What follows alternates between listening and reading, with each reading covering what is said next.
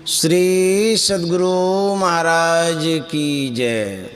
श्री सद्गुरु महाराज की जय। विद्यानंद बाबा best channel पर आप सभी श्रोताओं का स्वागत है।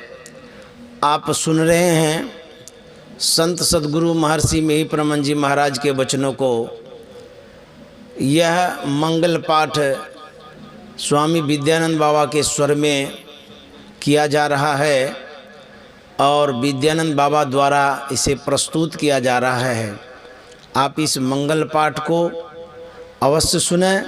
इससे सुख शांति समृद्धि होगी, जीवन में सफलता मिलेगी, आपका जीवन सुखकर होगा, संकट कटेगा। इसीलिए इसे रोज़ सुनना चाहिए।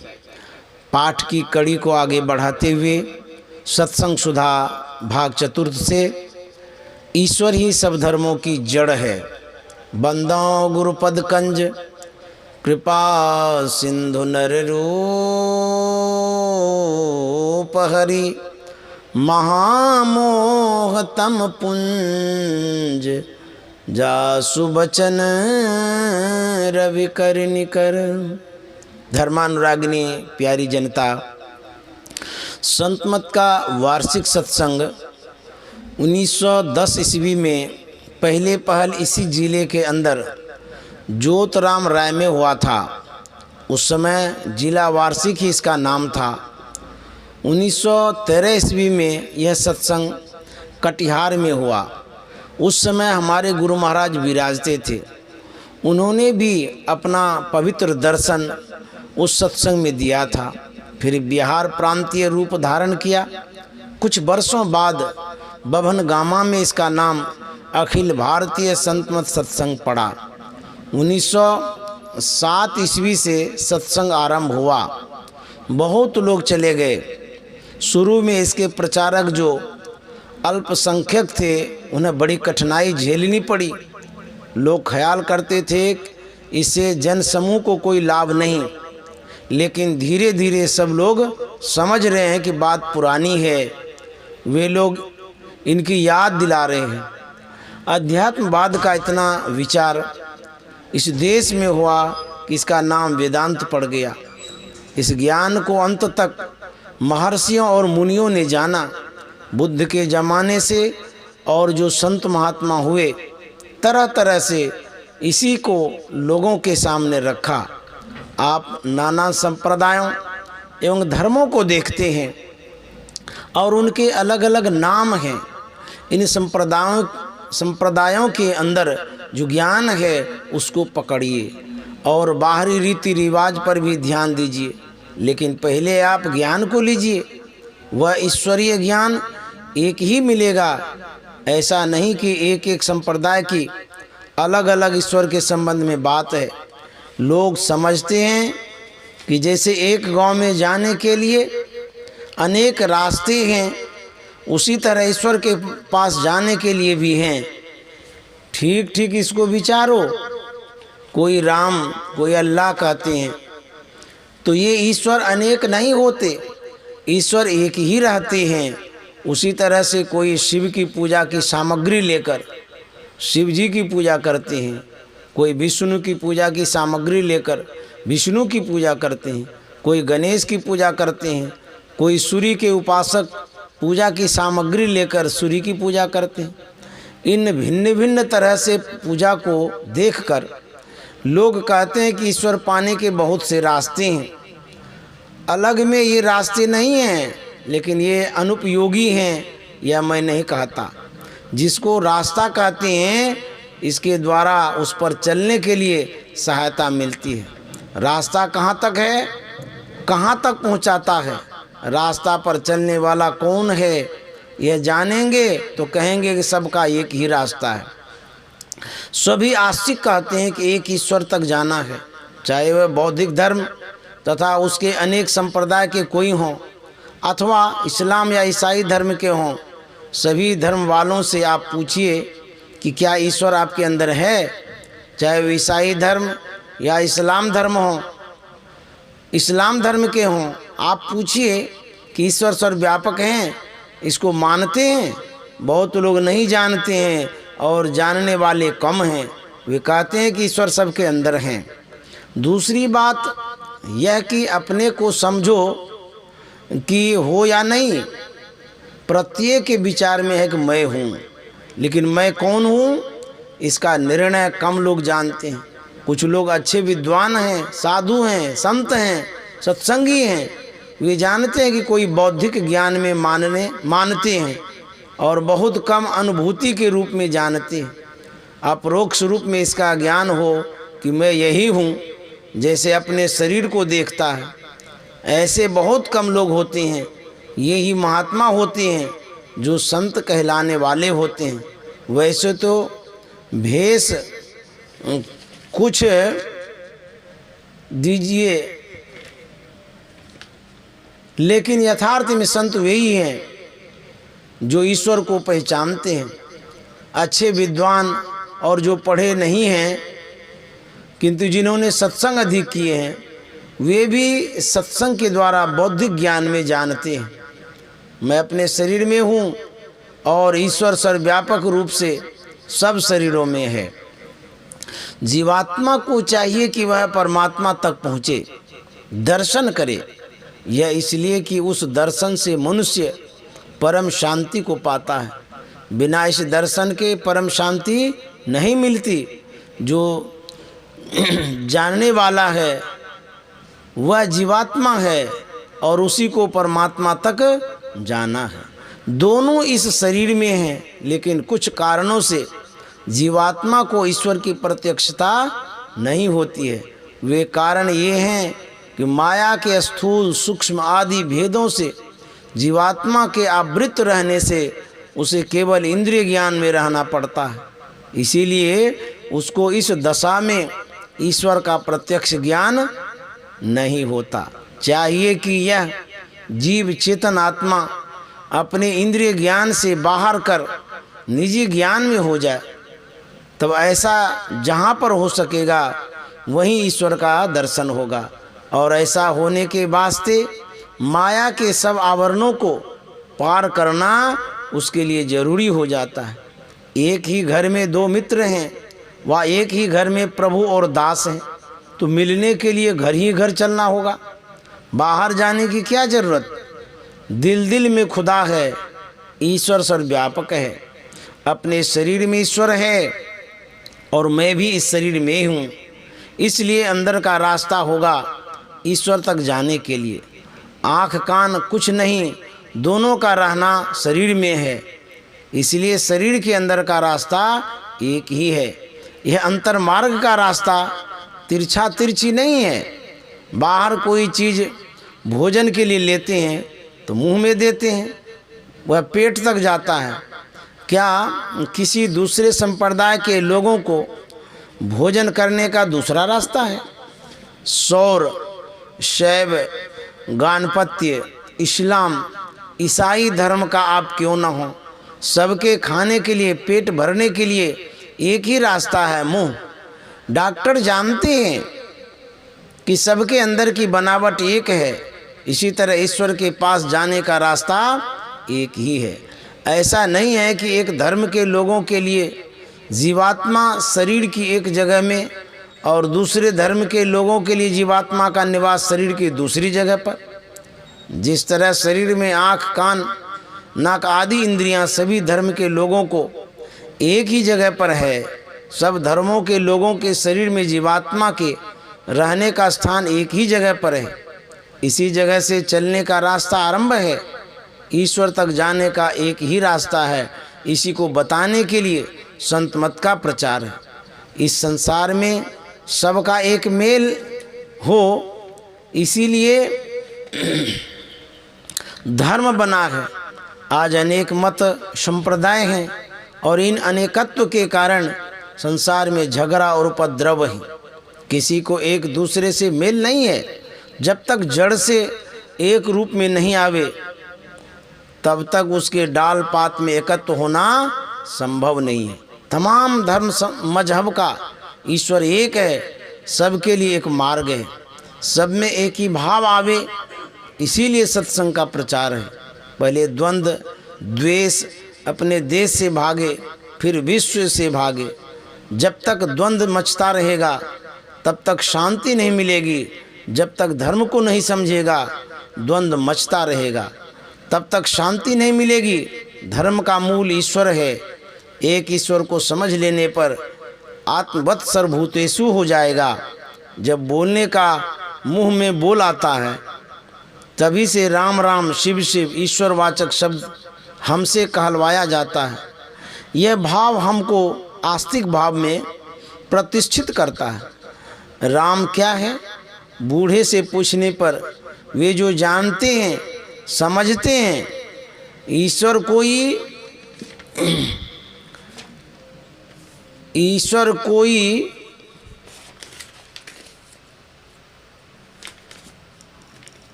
है, उसी को हम राम शिव कहते हैं। संसार में देखते हैं कि घर में भी एक मालिक होता है, प्रांत में एक मालिक होता है, देश का एक मालिक है, उसी तरह विश्व का एक मालिक है। इसी को ईश्वर कहते हैं। कोई ईश्वर को मानता है, कोई नहीं मानता है। नहीं मानने वाले काफिर व नास्तिक कहलाते हैं। हम लोग ईश्वर को मानते हैं। पहले सोचो कि सबसे पहले का कुछ है व नहीं। अपनी अपनी पुस्तक को छोड़ दो अथवा पुस्तक में देखो कि सबसे पहले का कुछ माना है कि नहीं। सृष्टि को देखो तो 5 तत्व है। पांचों तत्वों में सबसे पहले आकाश है। बिना आकाश के वायु, अग्नि, जल और पृथ्वी कहाँ रहे? तारामंडल कहाँ रहे? इसमें सिलसिला है।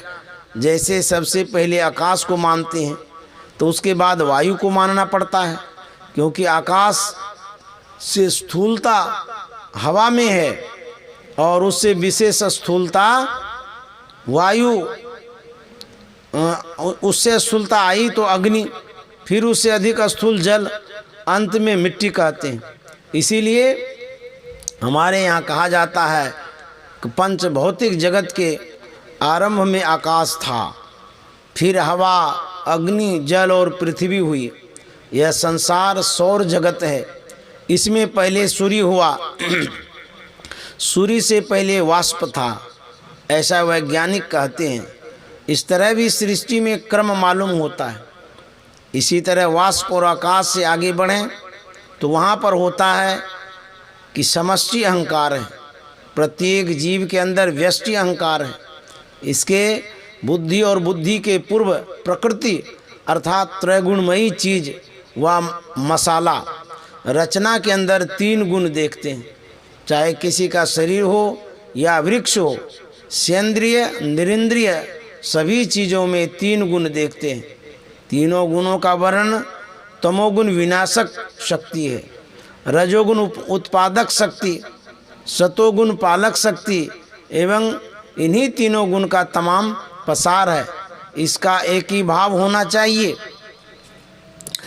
इसी को प्रकृति कहते हैं। प्रकृति से बुद्धि, बुद्धि से अहंकार, अहंकार से सेंद्रिय एवं निरिंद्रिय 2 प्रकार की सृष्टि हुई। निरिंद्रिय सृष्टि से पहले आकाश और सेंद्रिय सृष्टि में पहले मन हुआ। इन बातों को देखकर पता चलता है कि सृष्टि क्रम में पहले एक, फिर दूसरा, फिर तीसरा, इस तरह हुआ। सबसे पहले का कुछ होना भी आवश्यक है। सबसे पूर्व का एक पदार्थ है जो शक्ति और ज्ञान का पुंज है। यदि ऐसा नहीं हो तो संसार में जो ज्ञान और शक्ति देखते हैं यह कहाँ से आई? इसलिए स्वर्ग हैवन और बहिष्ठ में शक्ति ज्ञान को देखते हैं। इसलिए इन सब का जो खजाना है वह ऐसा होगा जो बिना अवकाश छोड़े होगा। उसके अतिरिक्त अवकाश बाकी नहीं रहेगा, क्योंकि जिसके अतिरिक्त अवकाश बचेगा तो अवकाश ही पहले का होगा। जो सबसे पूर्व का है वह अपना आधार आप है, निराधार है। उसके अतिरिक्त कोई खाली जगह नहीं बचती। यदि इसको नहीं माने तो दूसरी तरह का पदार्थ कुछ मिले संभव नहीं।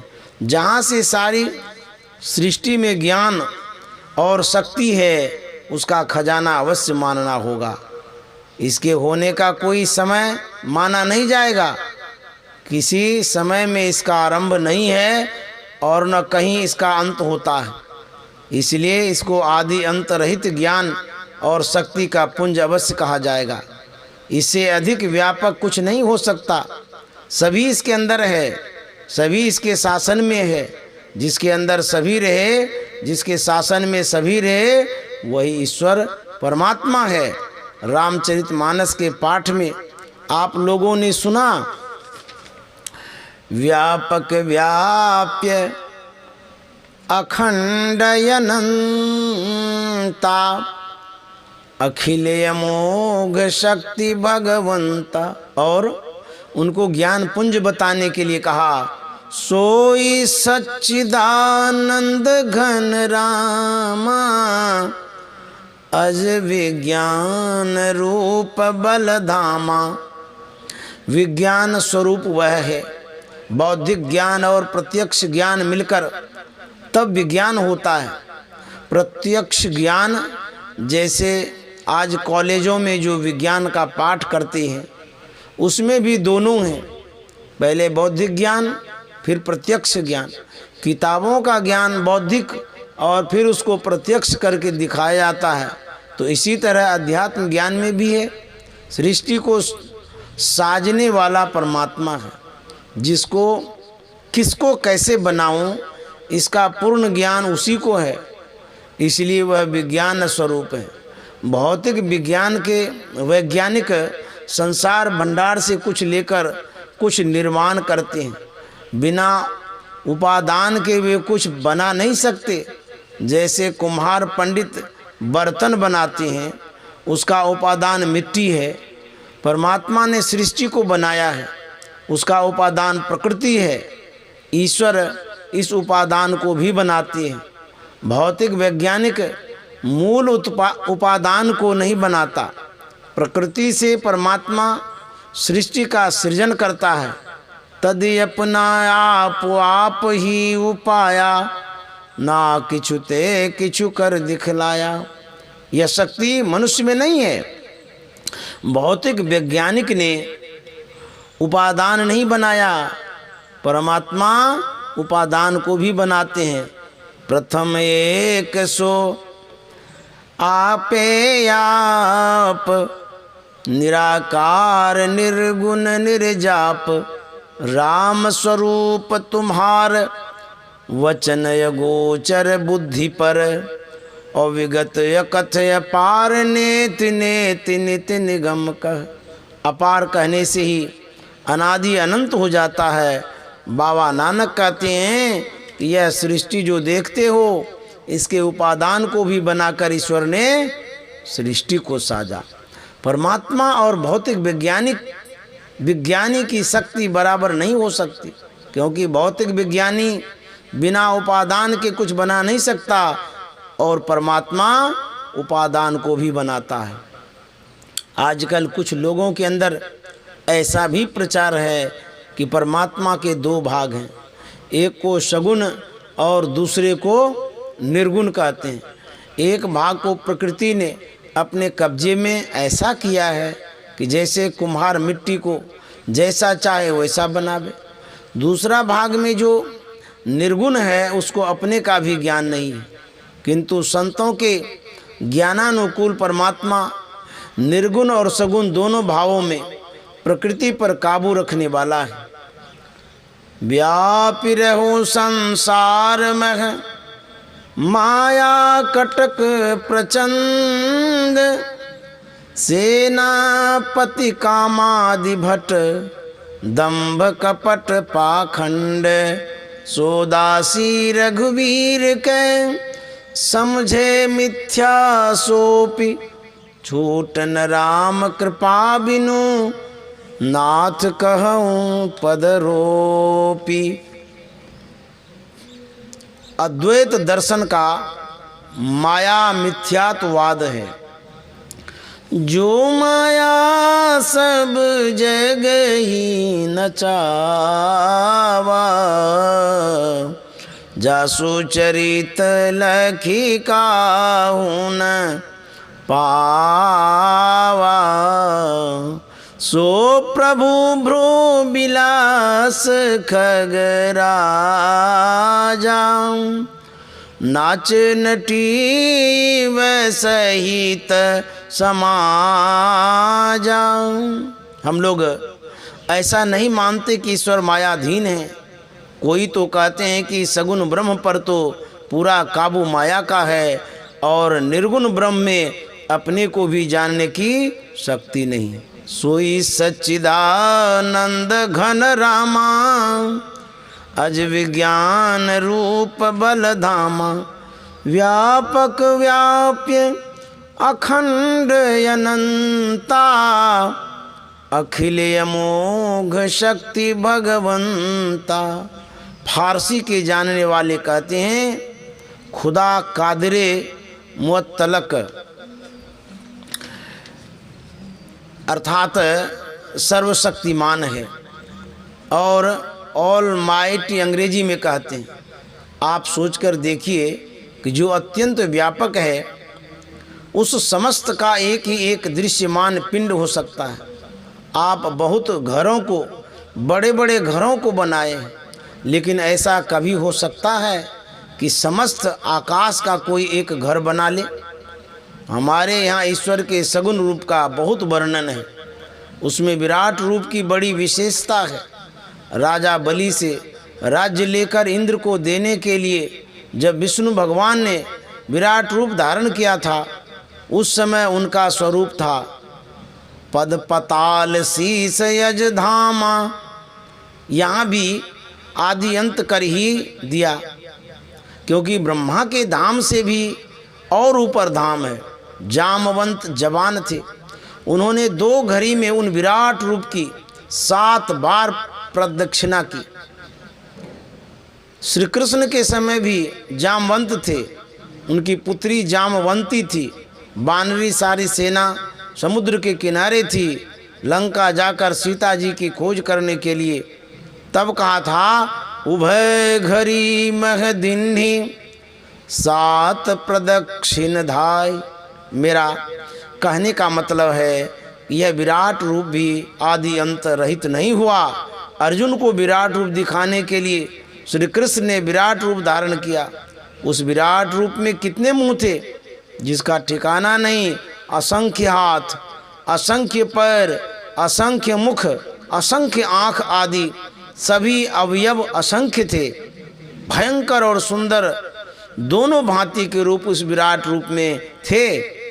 कौरव पांडव दोनों दलों के रथी महारथी उस विराट रूप के मुंह में प्रवेश कर रहे थे। अर्जुन अलग खड़े होकर स्तुति कर रहा था। योद्धा लोग जो उनके मुंह में प्रवेश करते थे तो खाली जगह थी, तब तो उनके मुंह में जाते थे। हाथ पैर कान आदि का ज्ञान भी बिना अवकाश में नहीं हो सकता। सब ओर से योद्धा लोग आते थे तो वह सब ओर भी खाली थी। इस तरह का वह विराट रूप अनंत नहीं हो सकता। जिससे बचा हुआ अवकाश नहीं रहे वह अनंत होगा। बड़ा से बड़ा घर बना लीजिए, लेकिन संपूर्ण आकाश को किसी एक घर में अटा नहीं सकते। विराट रूप व्यक्त है, इंद्रिय गम्य है, लेकिन अनंत रूप अव्यक्त और इंद्रिय गम्य रहित है। इसलिए जो जितना अधिक व्यापक होता है वह उतना ही सूक्ष्म होता है। आकाश, हवा, अग्नि, जल और पृथ्वी सब में व्यापक है, क्योंकि इनसे वह सूक्ष्म है। एक सेर बर्फ को पानी बना लीजिए तो बर्फ से जल की व्यापकता अधिक हो जाएगी। इस न्याय से जो सबसे विशेष व्यापक है वह सबसे विशेष सूक्ष्म भी है। जब यह बात दृढ़ हो गई तो जानना चाहिए कि सूक्ष्म तत्व को स्थूल यंत्र से ग्रहण नहीं कर सकते। इन इंद्रियों के द्वारा 5 पदार्थ को ही जानते हैं।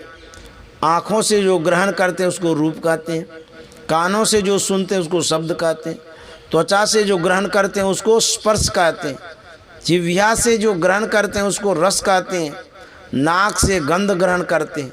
इन 5 से अधिक और कुछ आप पाते हैं? हरगिज नहीं। आपको ग्रहण करने के लिए 5 ज्ञानेंद्रियां ही यंत्र हैं। इन इंद्रियों में एक एक विषय को ही ग्रहण करने की शक्ति है। आँखों को अख्तियार नहीं कि वह शब्द सुने। इसी भांति शेष चारों इंद्रियों की हालत है। ये सब जितने आप जानते हैं सभी स्थूल हैं। जो परमात्मा इतना सूक्ष्म है कि उससे अधिक सूक्ष्म और कुछ नहीं हो सकता। उनको इन इंद्रियों से कैसे ग्रहण कर सकेंगे। अभी एक सोरठा कहा था, राम स्वरूप तुम्हार बचन गोचर बुद्धि पर, अविगत कथय पार, नेति नेति निति निगम कह। अगुण अदभ्र गिरा गोतीता, सबदर्शी अनवद्य अजीता। परमात्मा का यही स्वरूप है। आप कहेंगे कि संसार ज्ञान के लिए पांचों ज्ञानेंद्रियां हैं और ईश्वर को किससे जाना। तो मैं कहूँगा कि आप अपने को सोचिए कि आप क्या हैं। आप शरीर हैं? नहीं। आप शरीर में भी कोई इंद्रियां हैं? नहीं। आप अपने शरीर को जिस तरह पहचानते हैं उसी तरह अपने को पहचानते हैं? हरगिज नहीं। ईश्वर अंश जीवय विनाशी, चेतन अमल सहज सुख राशि। गोस्वामी तुलसीदास जी कहते हैं कि आप शरीर के अंदर रहते हैं, आप अपने को इंद्रियों से नहीं पहचानते हैं। ईश्वर को कैसे पहचानेंगे?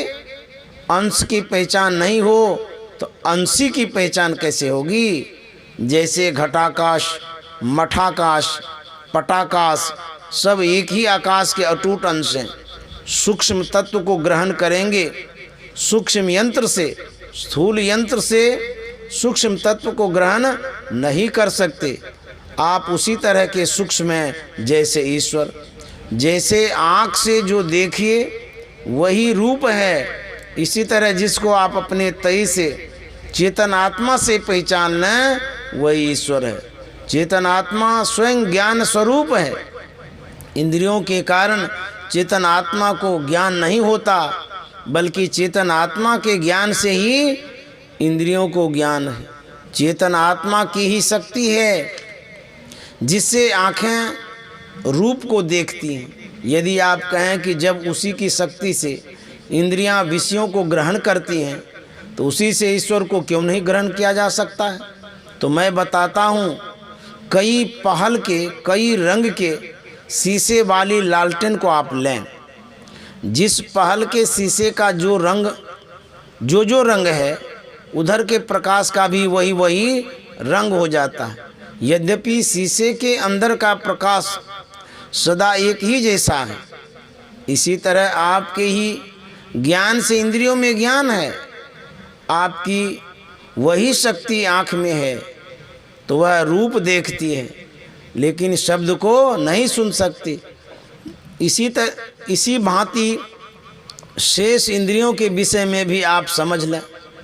इंद्रियों से छूटकर आप अपने ज्ञान में ईश्वर की पहचान कर सकते हैं।